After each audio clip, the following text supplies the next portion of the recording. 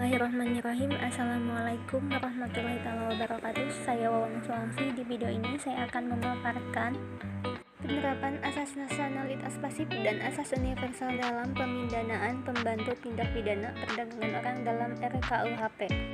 Video ini saya buat untuk memenuhi salah satu mata kuliah perbandingan hukum dengan dosen pengampu Bapak Hendy Sumadi. Tindak pidana perdagangan orang merupakan salah satu kejahatan yang serius yang berkembang di berbagai belahan dunia.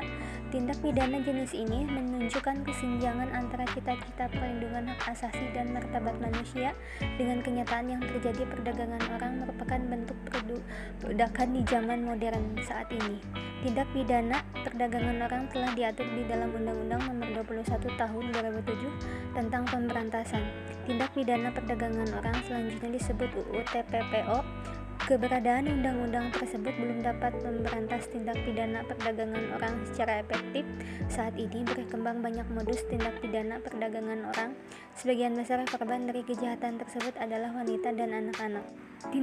Tindakan perdagangan orang yang merupakan suatu tindak pidana karena merupakan suatu tindakan yang menimbulkan korban, bertentangan dengan prinsip-prinsip perlindungan hak asasi manusia, dan merupakan suatu ancaman yang serius bagi masyarakat, bangsa, dan negara. Masalah kejahatan perdagangan orang, trafficking in person, merupakan kejahatan terhadap kemanusiaan abad ini. Dengan perkataan lain, merupakan pelanggaran terhadap hak asasi manusia yang hakikat dan martabatnya sama di hadapan Tuhan Yang Maha Esa.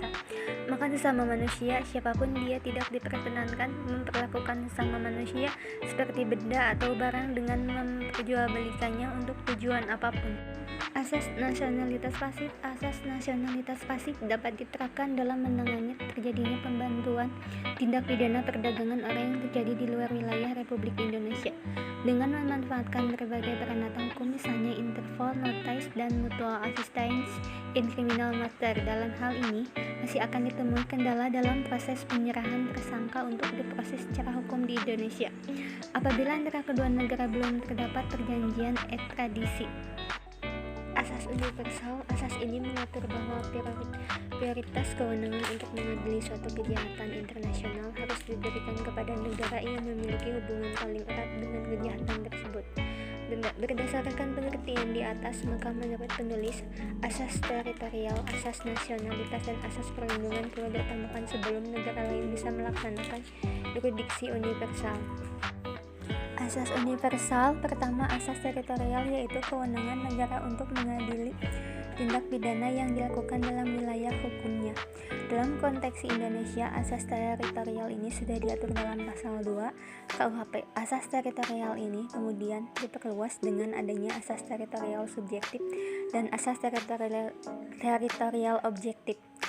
Hasenov 2012. Asas teritorial subjektif merujuk pada wilayah hukum di mana suatu tindak pidana bermulai, sedangkan asas teritorial objektif adalah wilayah hukum di mana tindak pidana tersebut selesai. Mahler 2019. Perluasan asas teritorial lainnya termasuk asas ubiquitas, principle of ubiquity, dan constitutive elementary yang diakui dalam kasus Situation in Bangladesh di MPI International Criminal Court 2019. Asas ubiquitas memberikan negara kewenangan untuk mengadili jika sebagai